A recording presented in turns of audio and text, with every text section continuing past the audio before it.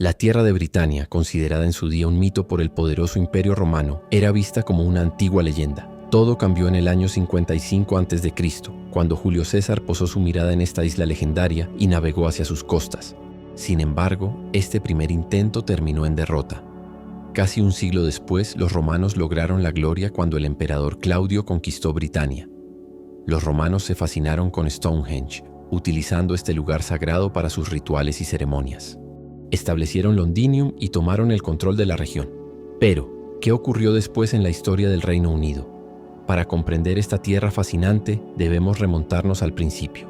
Mucho antes de que se formara el Reino Unido, en el período prehistórico paleolítico, hace unos 950.000 años, aparecieron los primeros indicios de una civilización antigua.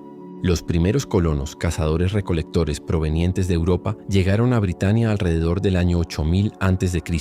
Conocidos hoy como los primeros britanos, estos grupos desarrollaron una economía temprana. Comerciaban con alces, ganado salvaje y cerdos, mientras se protegían de lobos y osos abundantes en la región. A lo largo de los años se han encontrado herramientas como bordes de piedra tallados y hachas de mano. Los restos humanos de este periodo son extremadamente raros, lo que dificulta identificar qué homínidos habitaban Britania. Sin embargo, las herramientas sugieren que probablemente eran un subgrupo de Homo erectus. Probablemente Homo heidelbergensis. Rastrear los movimientos de estas poblaciones es complejo, ya que los sitios descubiertos están separados por grandes periodos y dispersos por Europa. En aquella época Britania no era una isla, sino parte del continente europeo, lo que facilitaba los desplazamientos de estos grupos. Con los cambios geológicos y el aumento del nivel del mar, los grupos quedaron aislados. Dependían de la caza y el carroñeo, como lo demuestran las lanzas de madera halladas en Essex, fabricadas hace unos 450.000 años. Estos hallazgos de madera son excepcionalmente raros. Las herramientas de piedra, como las hachas de mano, suelen ser las que perduran. Estas hachas, usadas probablemente para descuartizar animales, se desgastaban, dejando fragmentos de sílex que ofrecen información valiosa. Los cazadores fabricaban hachas en grandes cantidades, lo que sugiere que preferían crear nuevas herramientas en cada lugar en lugar de transportarlas. Esto indica que regresaban a sitios específicos con frecuencia. Con el tiempo, los neandertales de Britania perfeccionaron sus armas, desarrollando estrategias para cazar presas mayores, como rinocerontes lanudos o mamuts, que alguna vez vagaron por estas tierras. En la era paleolítica superior, los humanos evolucionaron hacia nuestra forma actual, conservando algunos rasgos ancestrales, como las muelas del juicio, esenciales en su momento para masticar alimentos crudos. Durante la última glaciación, Europa era un lugar frío y hostil, lo que llevó a muchos a migrar para sobrevivir. En Britania, buscaban refugio en gargantas de piedra caliza, utilizando cuevas profundas como campamentos. Hace unos 11.300 años, el clima comenzó a calentarse, permitiendo el crecimiento de abedules, pinos y otra vegetación. Bosques de roble, avellano, tilo y olmo se extendieron, muchos de los cuales aún existen hoy. Animales como renos y caballos, adaptados al frío, atrajeron a cazadores que los seguían desde Europa. Con el calentamiento climático, los habitantes debieron adaptarse, cazando ciervos rojos y jabalíes, ya que otras especies migraron o se extinguieron. Esto impulsó la evolución de sus herramientas y técnicas. Durante el período mesolítico, hace unos 6.300 años, los grupos comenzaron a establecer campamentos estacionales de invierno y verano. Esta movilidad les permitía aprovechar los recursos según el clima, evitando el agotamiento de alimentos y madera. Los sitios costeros se volvieron populares, dando lugar a una dieta basada en peces y moluscos. Esto fomentó el desarrollo de herramientas para la pesca, ampliando su conocimiento del océano. Alrededor del 400-100 a.C., la llegada de técnicas agrícolas desde el este marcó el fin de la caza y la recolección. El aumento de la población en el Mesolítico tardío agotó los recursos animales, impulsando este cambio. Los habitantes transformaron el paisaje, fabricando herramientas de sílex con mangos de madera para despejar tierras y crear campos, pastos y asentamientos. La cebada y el emmer fueron los primeros cultivos, mientras que cerdos y ganado comenzaron a criarse como fuentes sostenibles de carne.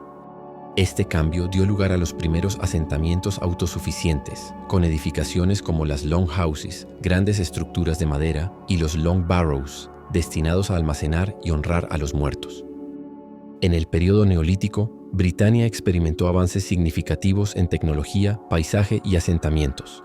Los causewayed enclosures, monumentos circulares con zanjas y bancos, se volvieron comunes. Algunos, como el enclosure de 10 kilómetros en Britania, son impresionantes por su escala. La caza también evolucionó. Las puntas de flecha se diseñaron con formas más aerodinámicas, como hojas, y luego se perfeccionaron con puntas de cincel y transversales, más fáciles de producir. Estos cambios reflejan influencias sociales y la mezcla de conocimientos entre grupos. Con el tiempo, los colonos redujeron la caza de animales salvajes dependiendo más de su ganado. Las puntas de flecha se volvieron menos letales, usadas como disuasivo contra el robo de ganado, posiblemente por normas sociales que desincentivaban el asesinato. Entre el 2600 y el 2200 a.C. se construyeron los henges, monumentos como Stonehenge en Wiltshire, Inglaterra. Aunque su propósito exacto no está claro, se cree que se usaban para rituales y observaciones astronómicas. Las zanjas internas sugieren que no eran defensivas, sino simbólicas, representando protección. Durante el Neolítico tardío, la cerámica y las herramientas experimentaron una notable evolución. En el Neolítico temprano, los cuencos solían tener fondos redondeados y cuellos inclinados hacia abajo. Para el Neolítico tardío, el estilo se transformó en ollas de base plana, decoradas con grabados realizados durante el secado.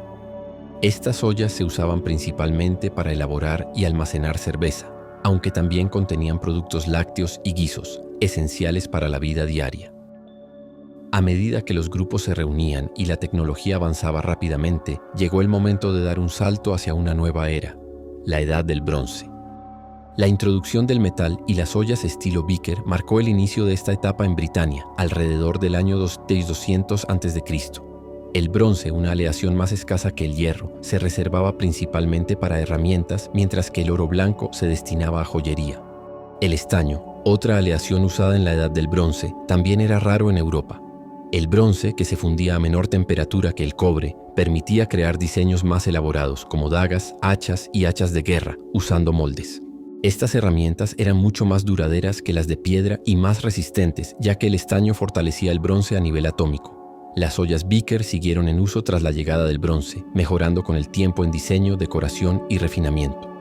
Los recipientes intactos hallados en entierros revelan la maestría artesanal de la época, algunos con residuos de miel de la cerveza que contenían.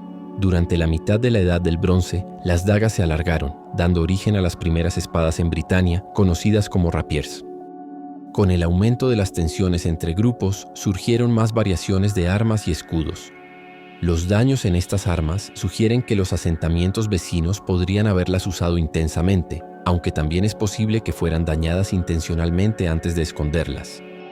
Los restos humanos cremados de esta época son escasos, probablemente esparcidos o depositados en ríos, lo que explica la falta de huesos en los sitios de entierro. Esto demuestra el dominio del fuego por parte de estos pueblos, tanto para la cremación como para la fundición de metales. En la Edad del Bronce comenzaron a definirse límites territoriales, comerciados y reclamados por familias dominantes.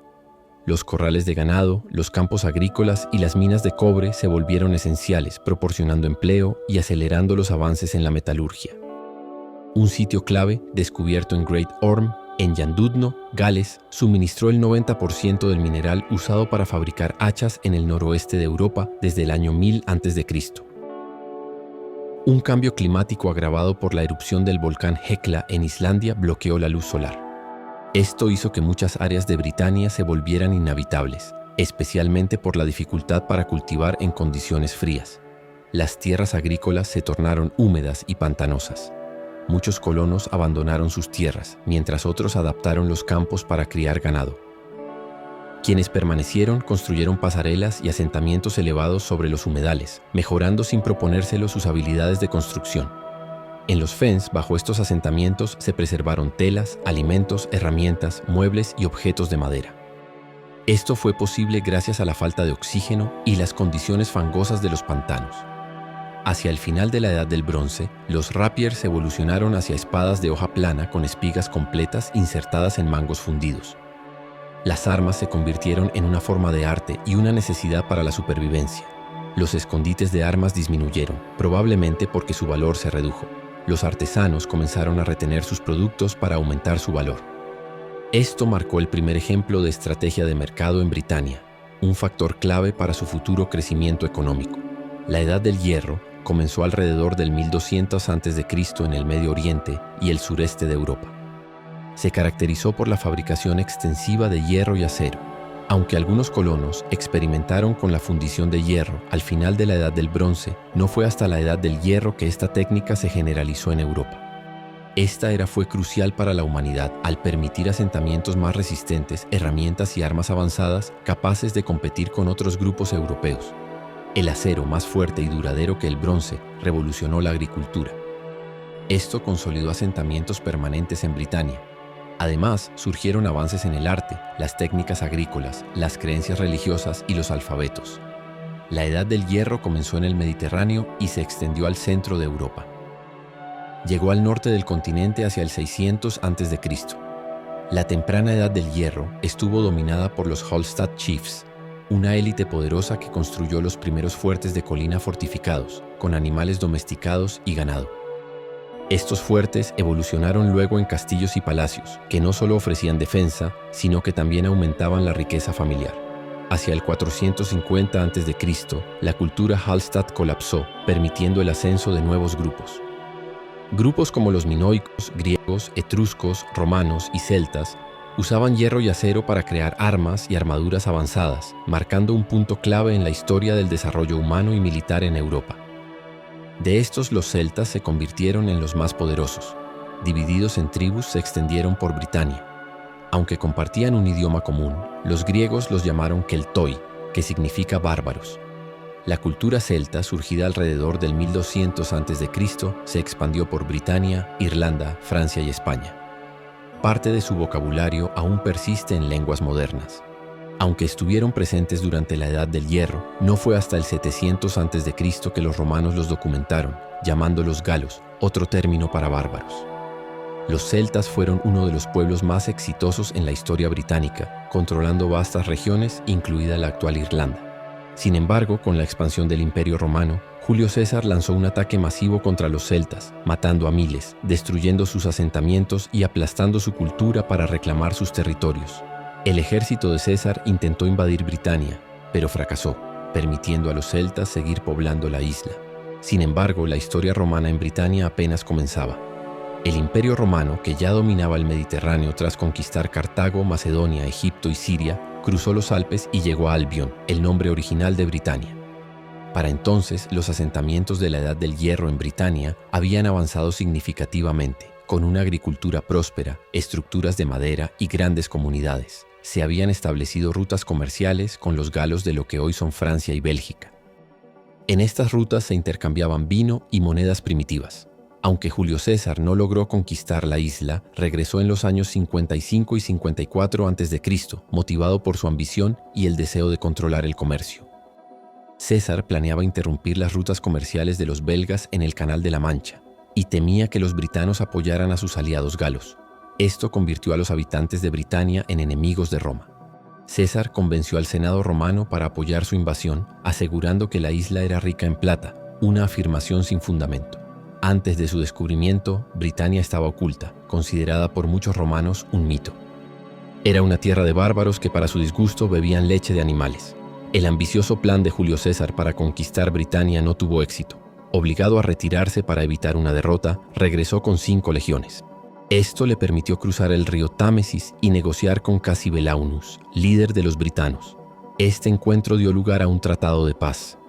César regresó al continente europeo para sofocar una rebelión y enfrentar una cosecha fallida. Esta cosecha amenazaba con hambruna. Nunca volvió a Britania.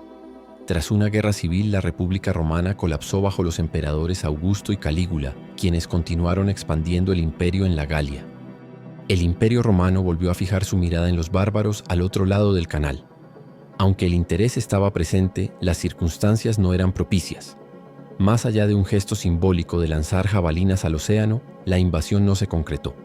Sin embargo, en el año 43 después de Cristo, el emperador Claudio cruzó el mar con 4 legiones lideradas por Aulo Plautio y desembarcó en Richborough, en la costa este de Kent.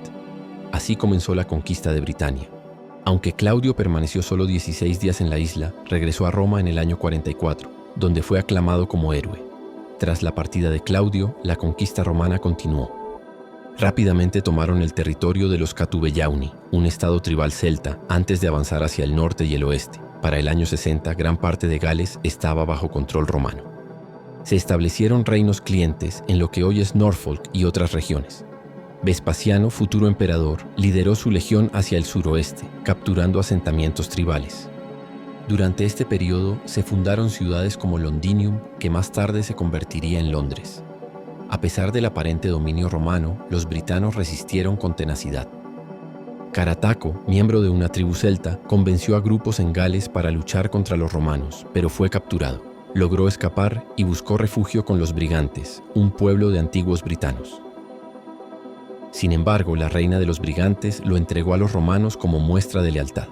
Enviado a Roma como prisionero junto a su familia, Carataco fue, sorprendentemente, perdonado por Claudio.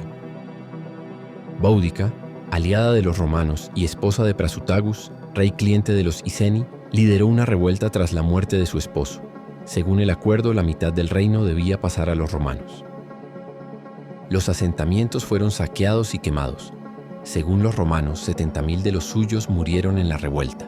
Sin embargo, Boudica fue derrotada por la habilidad del gobernador romano Gayo Suetonio Paulino. Se cree que para evitar la rendición, Boudica se envenenó. Los romanos continuaron su avance, destruyendo la fortaleza druida en Anglesey, atacada por sus creencias opuestas al imperio.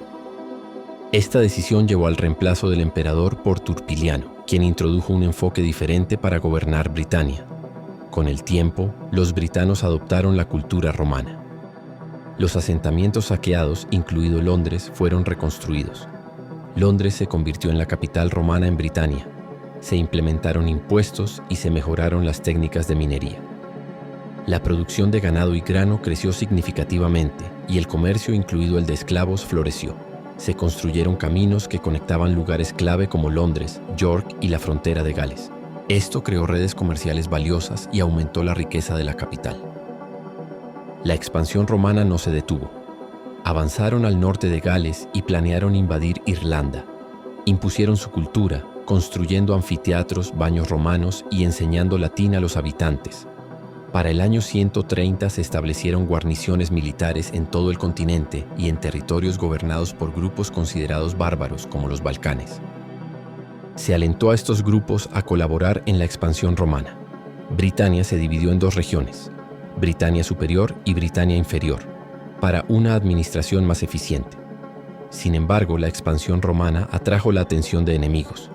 La isla sufrió ataques de los pictos de Escocia, los escoceses de Irlanda y los sajones de Germania. Durante un tiempo, una rebelión logró separar el reino de Roma, pero fue reconquistado en el año 296.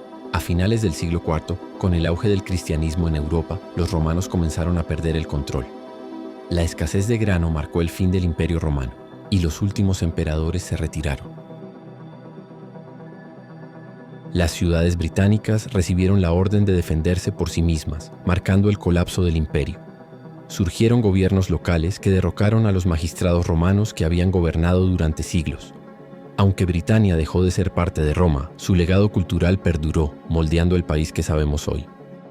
En las décadas siguientes, los heréticos lucharon contra los cristianos, los sajones de Irlanda y Escocia saquearon ciudades costeras, y Europa entró en la Edad Oscura. Britania se fragmentó en reinos más pequeños, iniciando una fase de regresión. Mientras Britania enfrentaba enemigos formidables, un nuevo adversario llegó desde el Mar del Norte. En el año 793, los nórdicos de Escandinavia, conocidos como vikingos, arribaron a las costas británicas. El primer ataque significativo fue el saqueo de un monasterio cristiano, marcando el inicio de una era de 300 años de incursiones vikingas. A medida que llegaban más barcos largos, estos invasores comenzaron a saquear asentamientos costeros en Inglaterra, Escocia e Irlanda. Con el tiempo, Ívar el Deshuesado, hijo del legendario Ragnar Lodbrok, decidió establecerse en la isla en lugar de solo saquearla. Su grupo, conocido como el Gran Ejército Pagano, llegó a East Anglia en el año 865, uno de los 4 reinos de Britania. Temeroso de los guerreros, el rey Edmundo el Mártir ofreció provisiones, caballos y refugio para evitar la violencia. Sin embargo, tras su derrota, Edmundo fue capturado, posiblemente torturado y asesinado. En pocos años, los vikingos capturaron York, la capital de Northumbria, otro de los 4 reinos. Para el año 870, todos los reinos, salvo Wessex, estaban en manos vikingas. El señor de la guerra danés Guthrum el Viejo lideraba el ejército nórdico, mientras Alfredo el Grande seguía siendo rey de Wessex. En 878, ambos se enfrentaron en la sangrienta batalla de Edington, donde Alfredo obtuvo la victoria. Este triunfo llevó al Tratado de Wedmore, un acuerdo entre ambas facciones. Sorprendentemente, el tratado exigía que Guthrum se bautizara, con Alfredo como su padrino. También se ordenó a los vikingos abandonar Wessex y no regresar.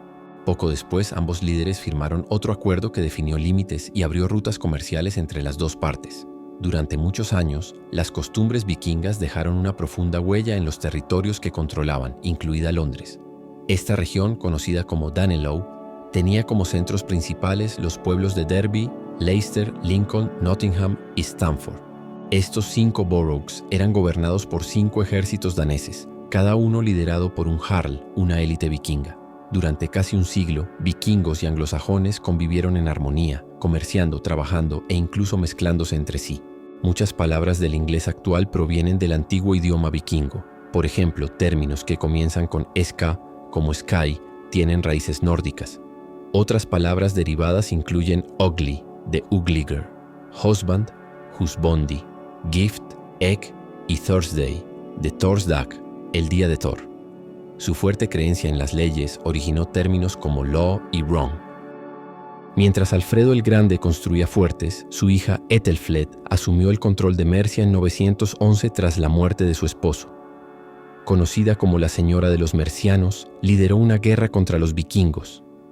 En 954, los 5 boroughs bajo dominio vikingo fueron derrotados y Eric Hacha Sangrienta fue expulsado de Northumbria. Así terminó el Danelaw y nació Inglaterra.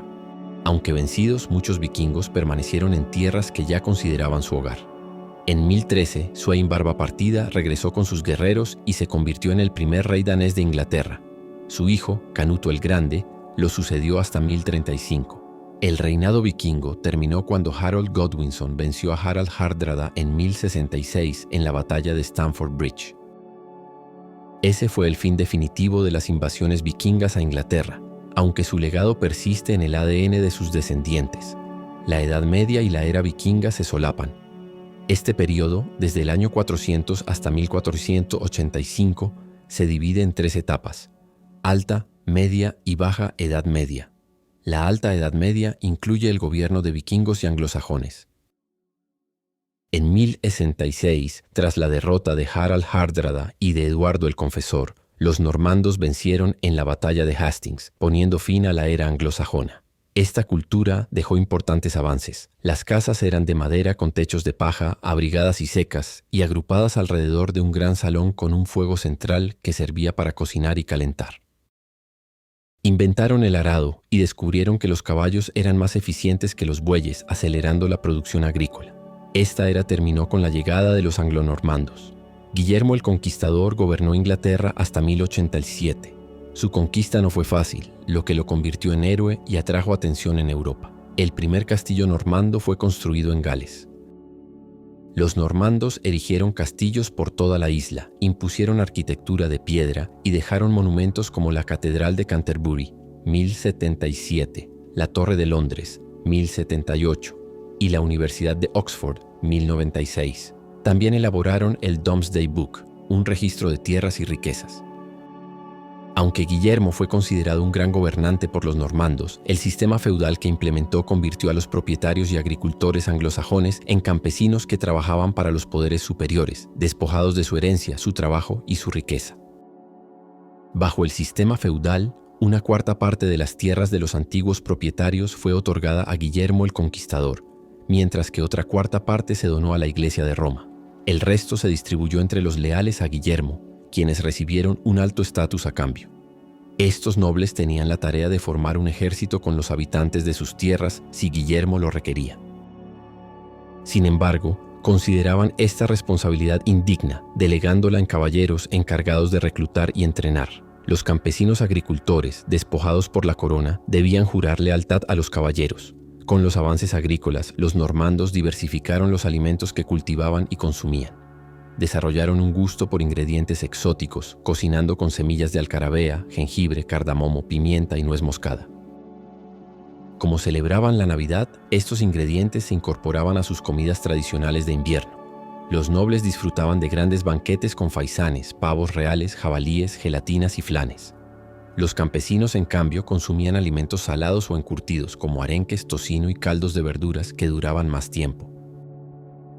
Mientras los nobles acompañaban sus banquetes con vino, los campesinos bebían ales fuertes. Los periodos medio y tardío de la Edad Media, que abarcan los siglos XI al XIII, trajeron cambios significativos que afectaron negativamente al país. El sistema feudal generó profundas divisiones sociales y las rebeliones causaron gran agitación. La llegada del Renacimiento impulsó la expresión artística y la narración, proporcionando a dramaturgos como William Shakespeare y Christopher Marlowe herramientas para contar historias políticas o románticas al pueblo, a menudo inspiradas en eventos históricos. Este periodo ha sido romantizado por la literatura y los medios modernos, retratándolo como una era de doncellas, banquetes suntuosos, castillos majestuosos y caballeros galopando valientemente a la batalla. En realidad, era una vida dura y peligrosa para la mayoría de la población. Tras la muerte de varios hijos de Guillermo el Conquistador, su nieto Esteban de Blois asumió el trono en 1135. Este hecho desencadenó una feroz guerra civil conocida como la Anarquía, que se prolongó desde 1138 hasta 1154. La emperatriz Matilde, prima de Esteban, lideró el conflicto, reclamando la corona como su herencia legítima. Fueron tiempos oscuros para Britania. Nobles y campesinos por igual sufrieron las consecuencias de la desconfianza y la desesperación que dieron paso a la opresión y el maltrato.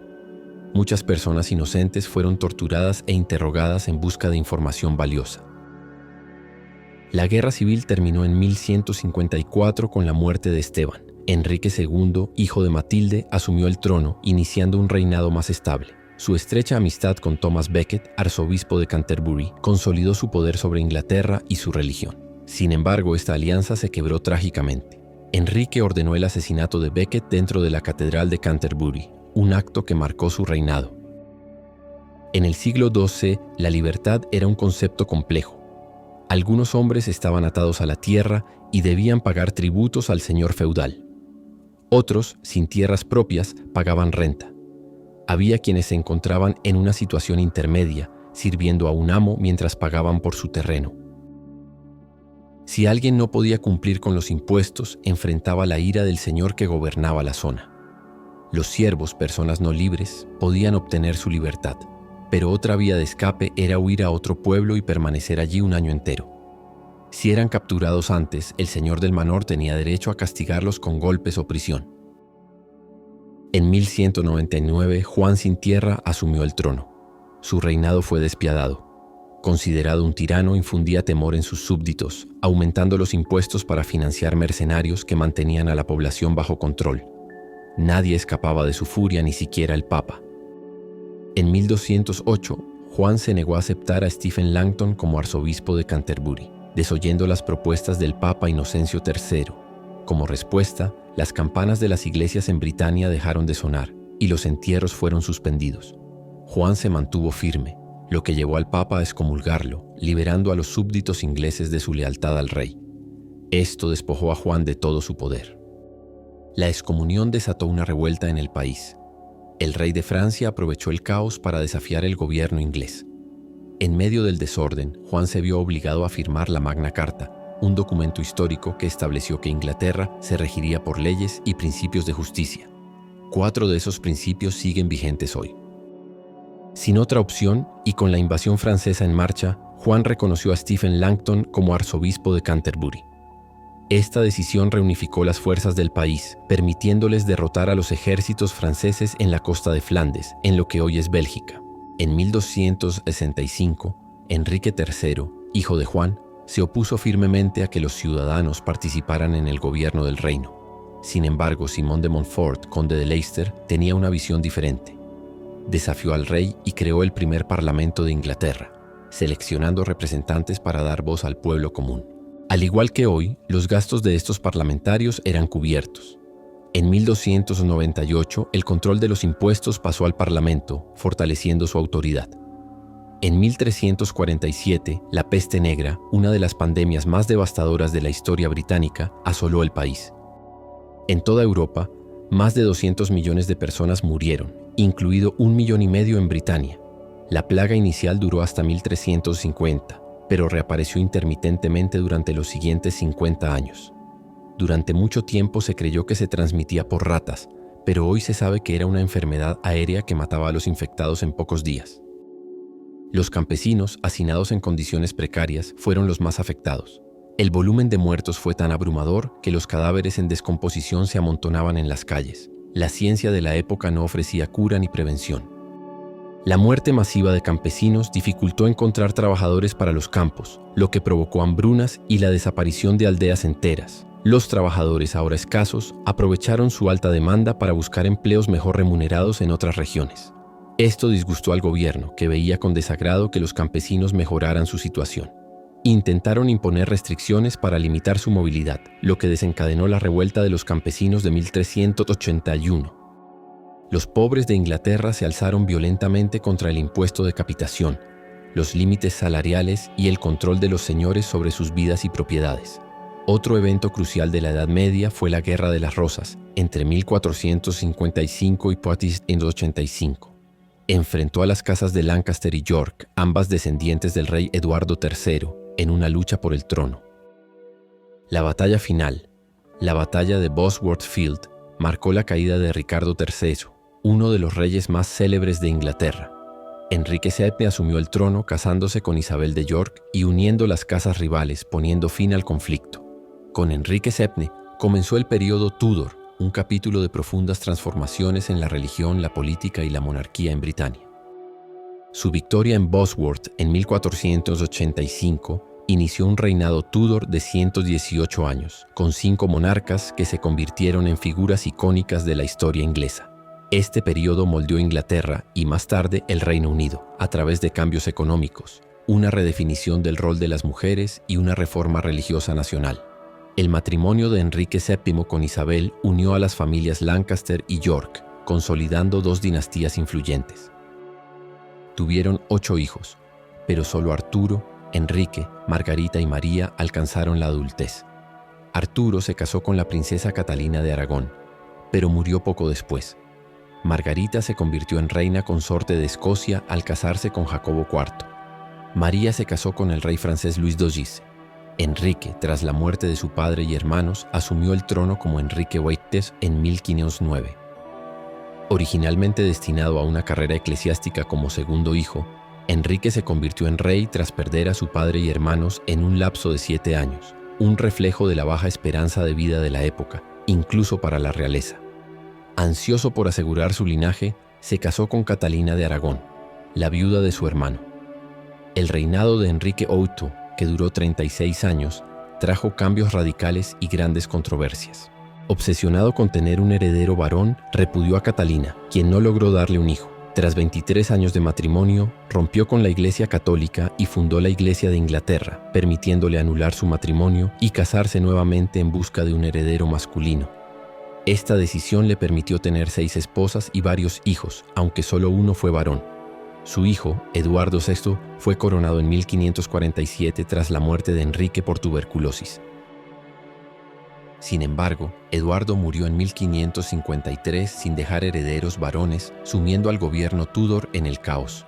Sus hermanas, María e Isabel, eran las únicas candidatas al trono. Ninguna era ideal, ya que sus creencias religiosas chocaban con el protestantismo impulsado por Enrique VIII. María, una católica devota, era la heredera legítima por su religión. Sin embargo, Eduardo nombró a su prima protestante, Lady Jane Grey, como reina. Lady Jane reinó solo 9 días antes de ser ejecutada por alta traición, junto con su esposo, 2 de sus hermanos y el antiguo arzobispo de Canterbury, Thomas Cranmer. Con María en el trono, los Tudors enfrentaron un nuevo caos. Ella buscó revertir las reformas de su padre y hermano, restaurando el catolicismo como religión principal de Inglaterra. Este cambio se impuso con violencia. Los protestantes que se negaron a convertirse fueron perseguidos como herejes, y unas 300 personas fueron quemadas en la hoguera, en un episodio conocido como la persecución mariana. Tras la muerte de María en 1558, su medio hermana Isabel asumió el trono. El reinado de Isabel I, que se extendió desde 1558 hasta 1603, fue un periodo glorioso para Inglaterra. Hija de Ana Bolena, Isabel trabajó incansablemente para ganarse el apoyo de su pueblo. Con su inteligencia y carisma se ganó los apodos de Gloriana, Buena Reina Bess y la Reina Virgen. Sin embargo, enfrentó grandes desafíos: intentos de asesinato por parte de enemigos católicos, un ataque desde Roma y la presión de permanecer soltera. A pesar de estas adversidades, logró superarlas con astucia y determinación. Con la muerte de Isabel en 1603, el período Tudor llegó a su fin. Antes de esta era, la agricultura dominaba la vida diaria, con el 90% de la población trabajando en tierras agrícolas, enfrentándose a una existencia dura y una baja esperanza de vida. Con la era de la exploración, el enfoque cambió hacia el comercio. La minería de carbón, estaño, hierro y plomo creció exponencialmente, enriqueciendo al país. Sin embargo, la hambruna y la pobreza seguían siendo problemas persistentes. En 1530 las crueles leyes contra los mendigos fueron abolidas, permitiendo a los vagabundos mendigar con una licencia. Esto incrementó la mendicidad, lo que llevó a una nueva ley en 1547 que castigaba a los mendigos con 2 años de prisión. En 1550 el castigo cambió a la flagelación, azotando a los vagabundos en la espalda. En 1601, el gobierno de Isabel I introdujo la Ley de Pobres, que ofrecía alivio fiscal y apoyo a los más necesitados, marcando un cambio significativo en la atención a los desfavorecidos.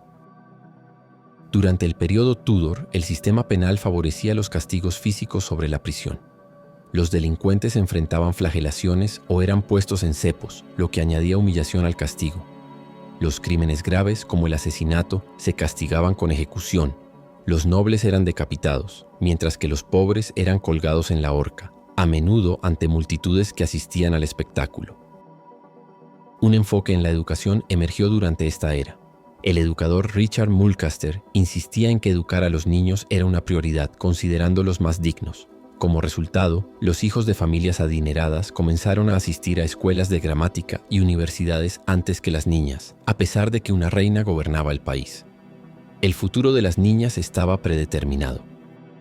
Debían convertirse en esposas y madres, aprendiendo costura, cocina y limpieza. Con el tiempo, se les permitió recibir educación limitada en lectura y escritura. Finalmente, se establecieron escuelas locales donde niños y niñas podían estudiar juntos. El período Tudor también vio un auge en las actividades de ocio. La población comenzó a disfrutar de juegos como el tenis y el fútbol, asistir a justas y participar en apuestas. Los más ricos preferían el ajedrez y juegos de cartas como primero y nodi, un precursor del cribbage, en los que apostaban grandes sumas. Tras la muerte de Isabel I en 1603, Jacobo VI de Escocia ascendió al trono como Jacobo I de Inglaterra. Hijo de María, reina de Escocia, ejecutada por traición y mártir de la fe católica, Jacobo enfrentó expectativas de apoyar el catolicismo. Sin embargo, decidió no repetir los errores de la reina María y mantuvo la reforma protestante. Esto decepcionó a los católicos, quienes esperaban un cambio. En 1605, un grupo de conspiradores, liderado por Guy Fawkes, planeó hacer estallar las casas del Parlamento el día en que el rey estaría presente. Almacenaron pólvora bajo la Cámara de los Lores, pero el complot fue descubierto el 5 de noviembre. Todos los involucrados fueron ejecutados brutalmente, colgados, destripados y descuartizados. Este evento, conocido como la Noche de las Hogueras, se celebra cada 5 de noviembre con fuegos artificiales. A pesar del atentado, Jacobo logró una relativa paz, uniendo Inglaterra y Escocia, que habían estado en conflicto.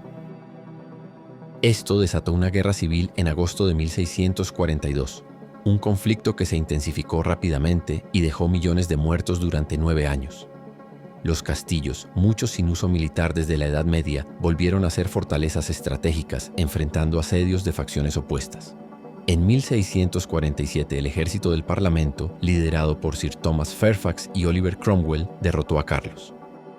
El rey fue encarcelado en el castillo de Carisbrooke, donde se iniciaron negociaciones de paz. Sin embargo, Carlos planeó en secreto una segunda guerra civil que estalló un año después. Como resultado, fue ejecutado en 1649. La decapitación de un monarca conmocionó a Britania y a Europa. Su hijo, el futuro Carlos II, intentó invadir con ayuda de los escoceses, pero fracasó y escapó escondiéndose en un roble en Boscobel, Shropshire. Tras la ejecución del rey, el debilitamiento del gobierno y la iglesia dio paso a ideas radicales, difundidas a través de panfletos. Sectas religiosas emergentes predicaban la segunda venida de Cristo. una creencia que se extendió por el país. Oliver Cromwell gobernó la Mancomunidad de Inglaterra, Escocia e Irlanda como Lord Protector. Aunque tenía creencias religiosas propias, permitió la libertad de culto.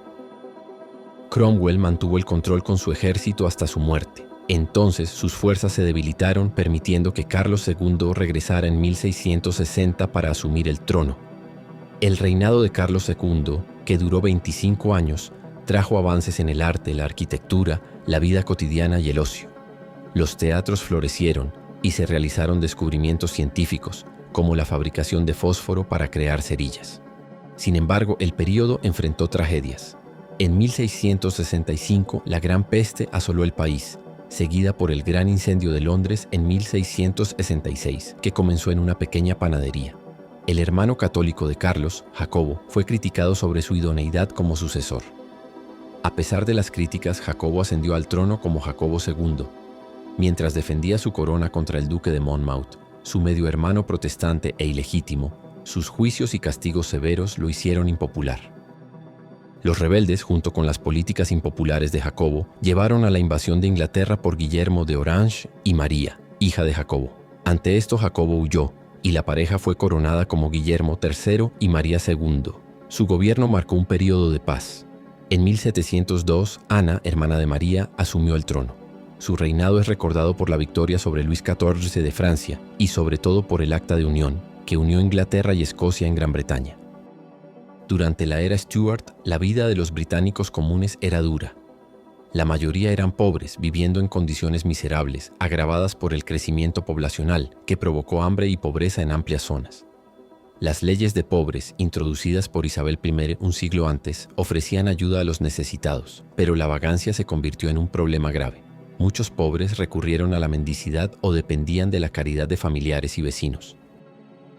Algunos emigraron al Nuevo Mundo en busca de mejores oportunidades. Aunque los primeros años del período Stuart fueron especialmente difíciles, hacia el final la situación mejoró para los más pobres. La vida diaria giraba en torno a conseguir comida. Cuando los alimentos escaseaban, la atención se centraba en la agricultura. Durante la Guerra Civil, los soldados, a menudo sin paga, robaban cultivos y ganado, afectando gravemente la producción agrícola y causando más hambruna. La dieta de la clase trabajadora se basaba en legumbres como frijoles, soya y lentejas, mientras los ricos disfrutaban de carnes y postres dulces, lo que provocaba problemas de salud como diabetes y hemorroides. A pesar de la pobreza generalizada en Inglaterra, muchas personas lograban sostener a sus familias con diversos empleos durante la era Stuart.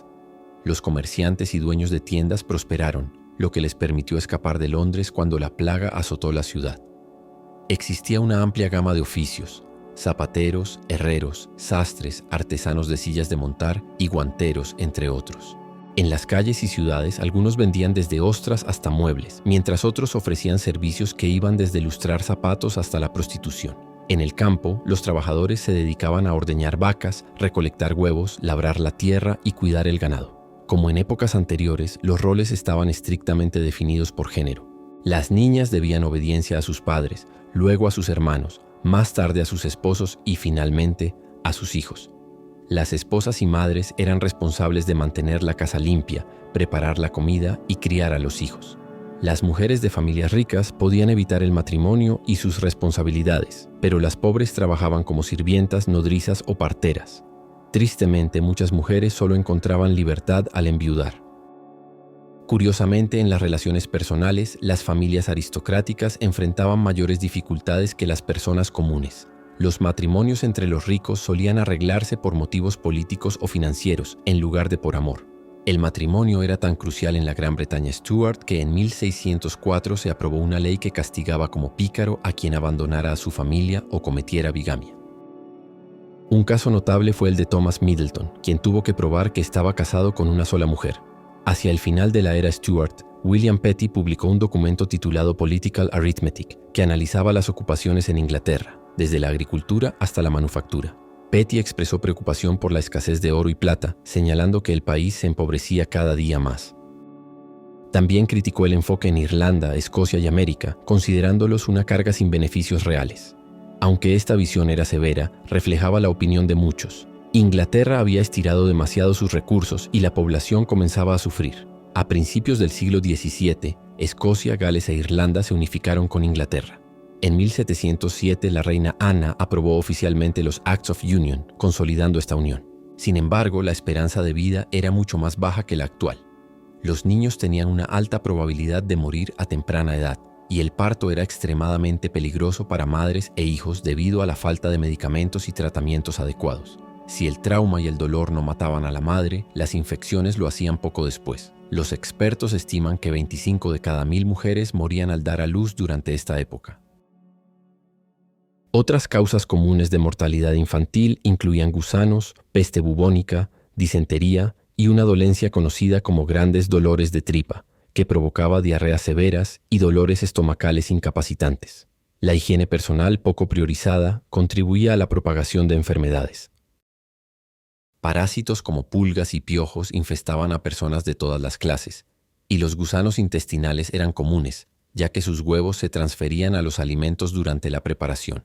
En su tiempo libre, los habitantes de la era Stuart disfrutaban bailar, cantar y escuchar música en vivo en salas de conciertos y espacios públicos. Las clases altas asistían al teatro, mientras que la gente común se entretenía apostando en peleas de gallos y perros.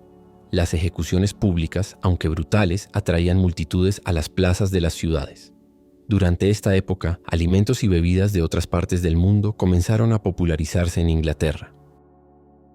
Gracias a las rutas comerciales por tierra y mar, llegaron productos exóticos como pieles de Norteamérica, té de China y especias de India. Esto transformó el paladar británico, que empezó a incorporar ingredientes novedosos en su cocina. En 1633, una fruta amarilla y extraña, la banana, ya se vendía en los mercados. También surgieron las primeras casas de café y salones de té, que se convirtieron en centros de reunión para discutir política y otros temas. Inicialmente, el café era una bebida exclusiva para hombres y las mujeres no podían entrar en las casas de café. Sin embargo, podían disfrutar de bebidas calientes en los salones de té. El chocolate caliente, por su parte, era un lujo reservado para las clases altas, tanto hombres como mujeres. En el siglo XVIII, conocido como la era georgiana, comenzó la revolución industrial. Inglaterra se transformó con la era del vapor, una red de canales y fábricas que impulsaban la producción a gran escala. Aunque los talleres seguían siendo pequeños, los trabajadores textiles hilaban, tejían, teñían telas y reparaban ropa en miles de operaciones locales. Diferentes regiones de Gran Bretaña se especializaron en sectores industriales. Los Midlands en la producción de metales, el Nordeste en la minería y los West Midlands en la fabricación de vidrio. Los avances tecnológicos revolucionaron la agricultura y la industria, transformando radicalmente el país. La producción de alimentos aumentó, asegurando suficiente para todos, pero el acceso seguía siendo limitado para los más pobres, que a menudo no podían pagarlos. Trabajadores extranjeros y vagabundos ofrecían mano de obra barata, lo que provocó desempleo masivo en las zonas rurales. Esto llevó a muchas personas a abandonar el campo y migrar a pueblos y ciudades en busca de trabajo. En las ciudades, las crecientes fábricas absorbieron a estos trabajadores, impulsando la manufactura y el desarrollo tecnológico. Sin embargo, la producción enfrentaba un obstáculo: las fuentes de energía limitadas. Muchas fábricas dependían de ruedas hidráulicas, molinos de viento y caballos para operar sus herramientas y maquinaria. Todo cambió con la invención del motor de pistón a vapor de Thomas Newcomen. Esta innovación permitió aumentar drásticamente la producción, bombear agua de minas inundadas, transportar mercancías por tren y alimentar grandes telares textiles. Para finales del siglo XIX, alrededor de 2000 motores de vapor operaban en Gran Bretaña. La familia Darby, de Shropshire, revolucionó la fabricación de hierro, creando metales más fuertes ideales para máquinas y herramientas más grandes. Gracias a los motores de vapor, la minería de carbón se volvió más eficiente. Los residuos extraídos alimentaban las máquinas, convirtiendo al carbón en una de las industrias más valiosas del país. En 1769, Richard Arkwright creó el Waterframe, una máquina que permitió el hilado textil a gran escala. Poco después, la Spinning Jenny de James Hargreaves facilitó aún más el hilado del algodón. En 1780, el Power Loom de Edmund Cartwright continuó esta serie de innovaciones, haciendo que la ropa barata fuera accesible para toda la población. En 1780, el Power Loom de Edmund Cartwright continuó esta serie de innovaciones, haciendo que la ropa barata fuera accesible para toda la población. A medida que la tecnología de vapor continuaba avanzando, los negocios que la aprovechaban se multiplicaban. Fábricas comenzaron a surgir por toda Gran Bretaña, produciendo bienes y materiales que se exportaban a muchas partes del mundo. Estas nuevas empresas ofrecían empleo a una escala sin precedentes. Por ejemplo, las fábricas de algodón de Richard Arkwright en Nottingham alcanzaron casi 600 empleados en su apogeo. En Birmingham, algunas fábricas superaban los 1.000 trabajadores ya en la década de 1770. Incluso los niños eran contratados, pues sus manos pequeñas eran ideales para tareas minuciosas como fabricar hebillas, botones y cerraduras. Sin embargo, los entornos laborales eran extremadamente peligrosos y los trabajadores sufrían tratos crueles. Muchas fábricas se comparaban con prisiones. Quienes cometían errores o no trabajaban con suficiente rapidez enfrentaban castigos físicos. Asilos de pobres y orfanatos enviaban niños a laborar en fábricas y minas exponiéndolos a graves riesgos. Algunos se desmayaban por el calor intenso. Otros quedaban atrapados en la maquinaria mientras intentaban mantenerla en funcionamiento. Los sistemas de canales, creados inicialmente para transportar carbón, también generaban empleo masivo. Aunque los primeros canales eran limitados, su impacto fue inmenso. El canal encargado por el duque de Bridgewater, que conectó Worsley con Manchester, redujo el precio del carbón en pocas semanas. Este éxito impulsó al gobierno a expandir la red. Para 1815, Gran Bretaña contaba con más de 2.000 millas de canales, por los que se transportaban miles de toneladas de metales preciosos, carbón y mercancías en barcazas tiradas por caballos. Mientras se invertía en canales, las carreteras del país estaban en un estado lamentable. Muchas se inundaban o estaban cubiertas de maleza, dificultando el transporte terrestre. Comerciantes con carros y carretas no podían entregar alimentos ni productos, creando un problema urgente para Gran Bretaña. Para resolverlo, el gobierno aprobó los Turnpike Acts, que permitieron construir carreteras financiadas con peajes. Ingenieros como John McAdam y Thomas Telford lideraron esta transformación. Durante la década de 1780, las carreteras comenzaron a extenderse por todo el país, no solo reactivando el comercio, sino haciéndolo más eficiente. Una diligencia podía viajar de Edimburgo a Londres en solo 2 días, cuando medio siglo antes el trayecto tomaba casi 2 semanas. Este avance revolucionó la industria británica. A finales del siglo XVIII, el pueblo británico desarrolló una fascinación por los criminales. Los infractores eran retratados como héroes en periódicos y panfletos que circulaban por las calles. Historias de robos audaces convirtieron a los salteadores de caminos, que atacaban carruajes en tránsito, en celebridades. Algunos se volvieron leyendas. El ladrón Jack Sheppard fue ahorcado públicamente en 1724. Unas 200.000 personas asistieron para presenciar el evento y celebrar su vida criminal. Otro caso fue el de John Rann, un ladrón excéntrico recibido con entusiasmo por admiradores en las calles de Londres tras ser absuelto de robo. Sin embargo, mientras algunos idolatraban a los criminales, otros veían con alarma el aumento del crimen. Los robos estaban en su punto más alto, y los culpables rara vez eran capturados o castigados. Esto generó una demanda creciente por mejorar las investigaciones y los castigos. Así comenzaron a formarse los cimientos de la policía moderna, aunque sus inicios fueron rudimentarios. En esa época las víctimas debían investigar los crímenes por su cuenta. Cada parroquia tenía 2 alguaciles, pero eran voluntarios elegidos de la comunidad que trabajaban tras finalizar sus labores diarias. Muchos incluso pagaban a otros para que cumplieran sus funciones. Con el tiempo, en Londres surgió un grupo de vigilantes pagados conocidos como los Charlies, un paso hacia la policía moderna. Estos patrullaban las calles, investigaban crímenes, arrestaban delincuentes, escoltaban a personas ebrias a sus hogares y anunciaban la hora para orientar a la población. Sin embargo, muchos los consideraban ineficaces, exigiendo reformas urgentes. En la década de 1750 se dieron los primeros pasos hacia una fuerza profesional.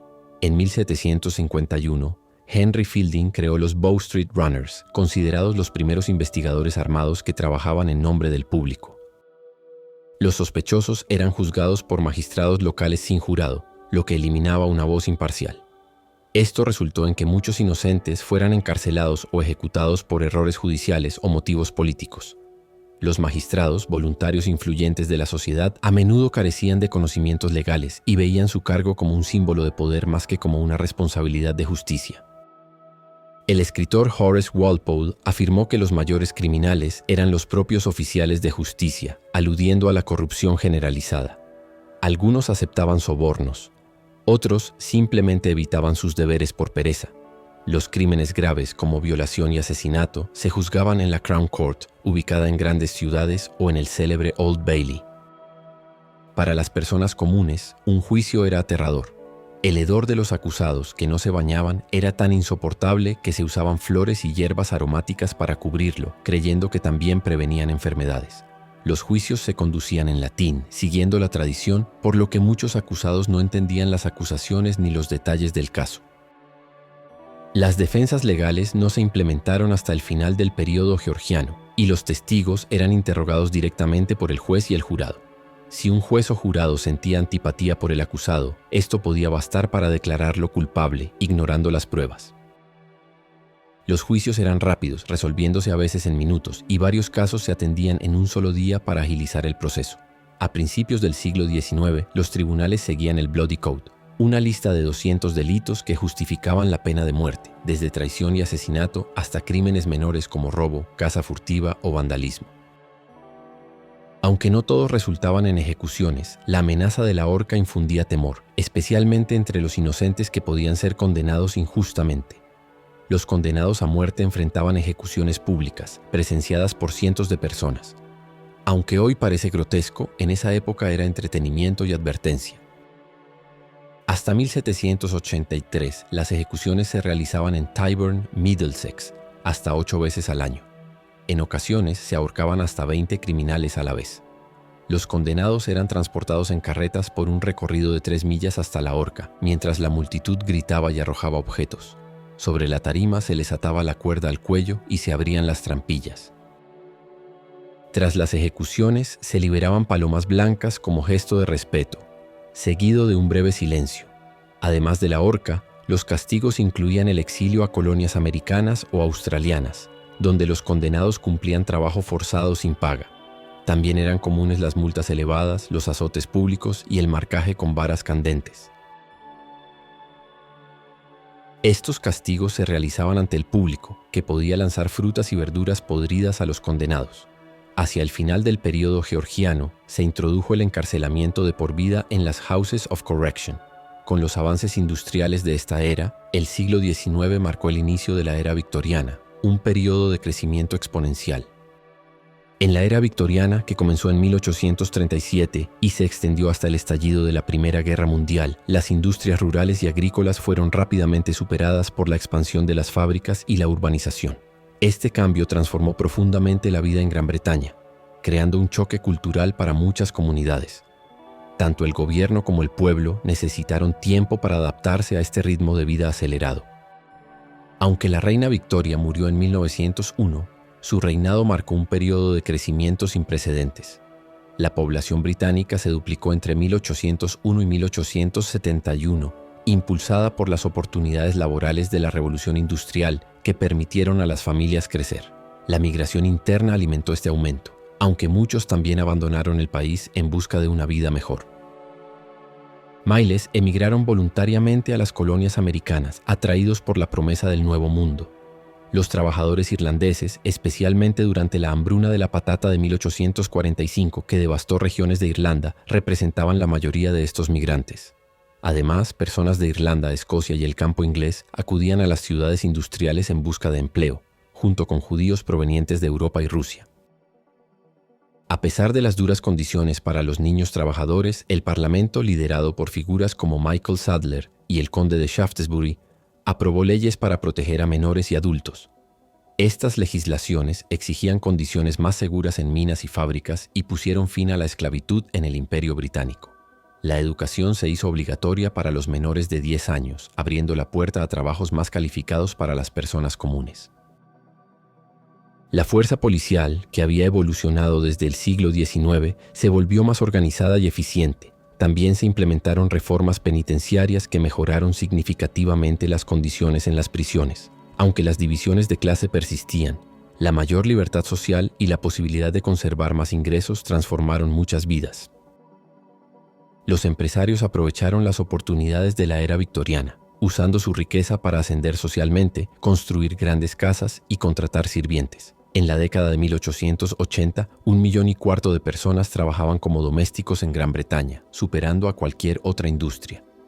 Por primera vez, la jerarquía social no estaba dominada únicamente por la realeza o los señores, marcando el inicio de una nueva era de cambio social.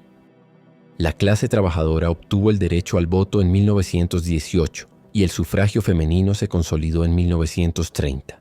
En 1776, Gran Bretaña perdió su imperio americano tras la independencia de América durante la Guerra Revolucionaria. Esto llevó al imperio a enfocarse en la India.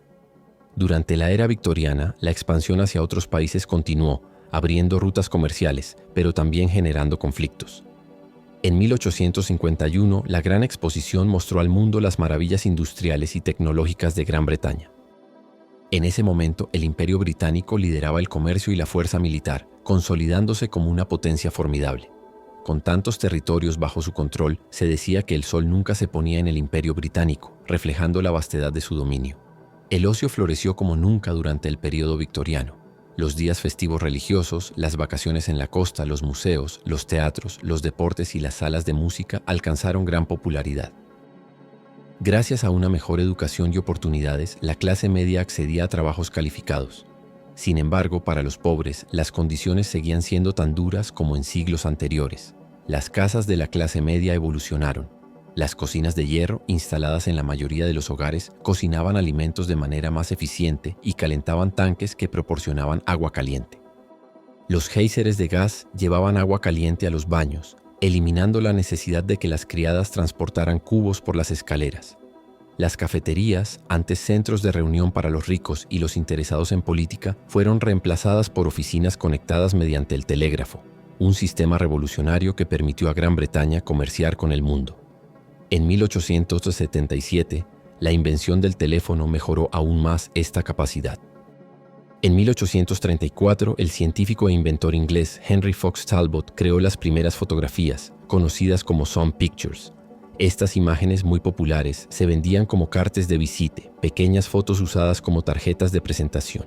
Entre los temas más comunes estaban la reina Victoria y sus hijos, permitiendo por primera vez que la gente viera a su reina fuera de los retratos oficiales. En la Gran Exposición de 1851, George Jennings presentó sus innovadores lavatorios, llamados Halting Stations. Más higiénicos que la práctica de aliviarse en las calles, llevaron a la construcción de baños públicos en 1852, uno para hombres en Fleet Street y otro para mujeres en el Strand. Thomas Crapper desarrolló el mecanismo de descarga del inodoro y el sifón.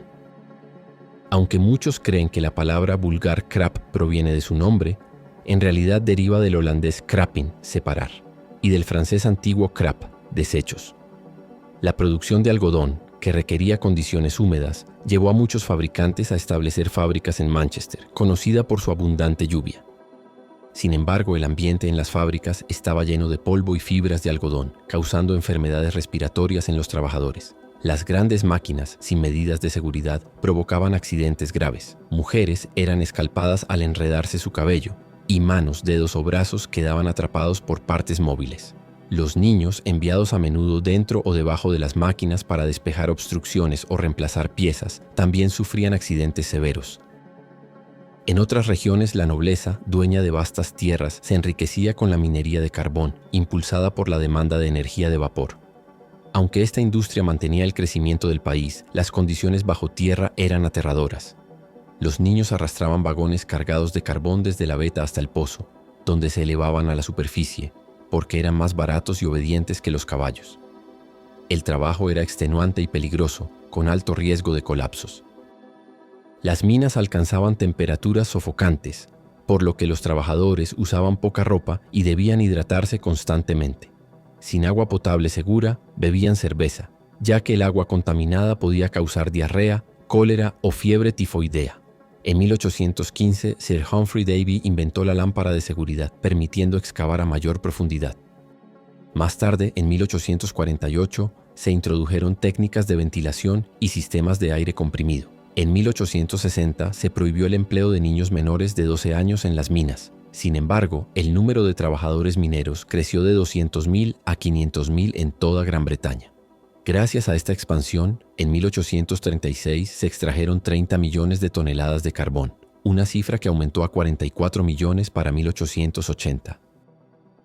Para 1850 se estableció un límite de 10 horas para la jornada laboral y se prohibió el trabajo nocturno, estableciendo un horario típico de 6 de la mañana a 6 de la tarde. Ese mismo año, nuevas regulaciones mejoraron la iluminación y la ventilación en la minería, ofreciendo un alivio gradual a los trabajadores.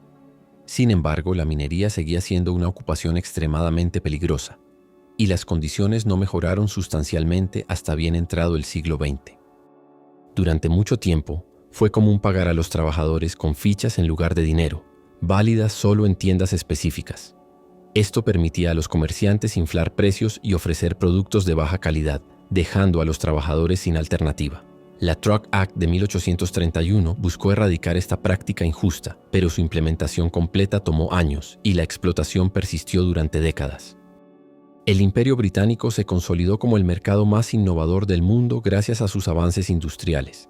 Sin embargo, este éxito se convirtió en su debilidad. La prosperidad inspiró a varias colonias a buscar su independencia, deseosas de forjar su propio camino. En este contexto, Estados Unidos crecía rápidamente, consolidando su propio legado en tecnología e innovación. El asesinato del archiduque Francisco Fernando y su esposa, Sofía, duquesa de Hohenberg, en 1914, desató la crisis de julio. Austria-Hungría, culpando a Serbia, declaró la guerra el 28 de julio, desencadenando la Primera Guerra Mundial. Reino Unido se unió al conflicto, apoyando a sus aliados.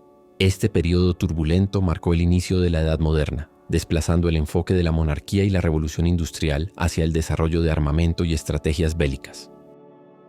La guerra de trincheras dejó un saldo devastador: 16 millones de vidas perdidas entre soldados y civiles.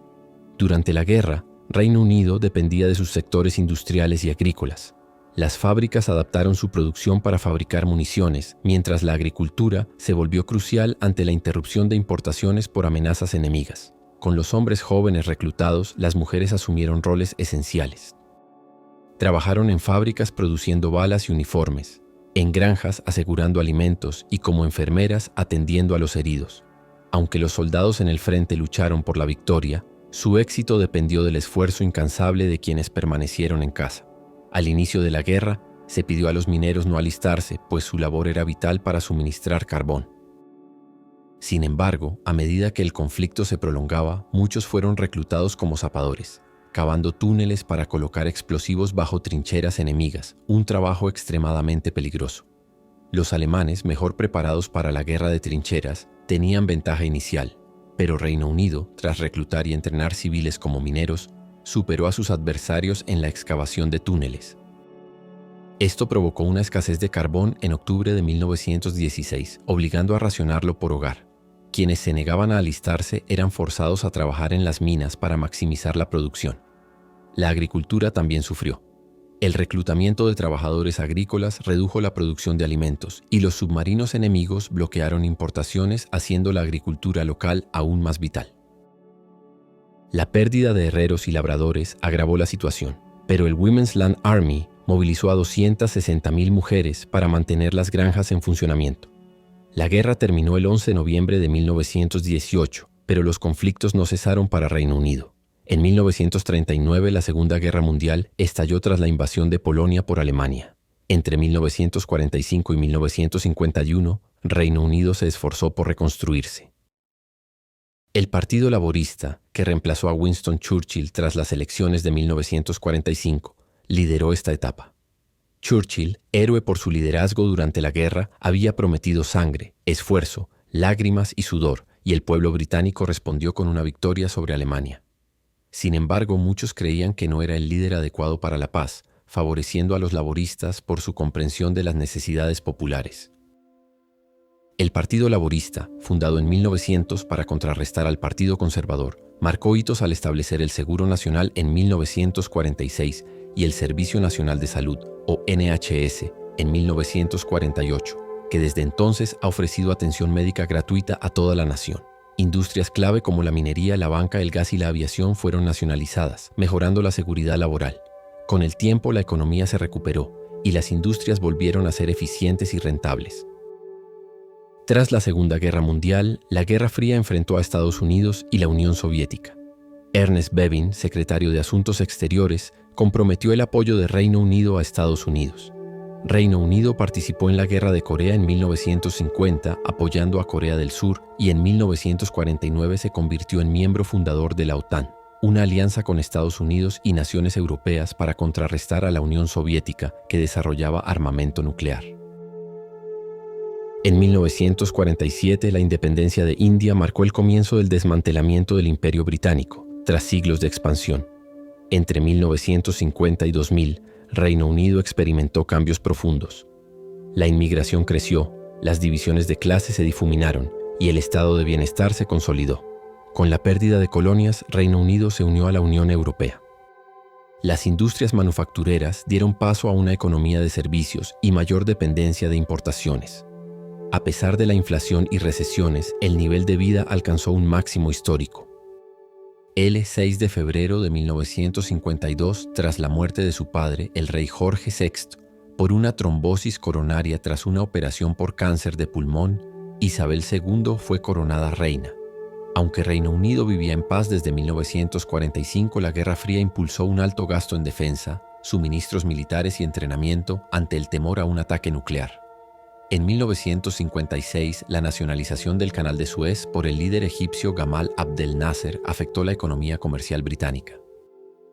Reino Unido, Francia e Israel invadieron Egipto para recuperar el control, pero la presión de Estados Unidos, la Unión Soviética y las Naciones Unidas forzó su retirada.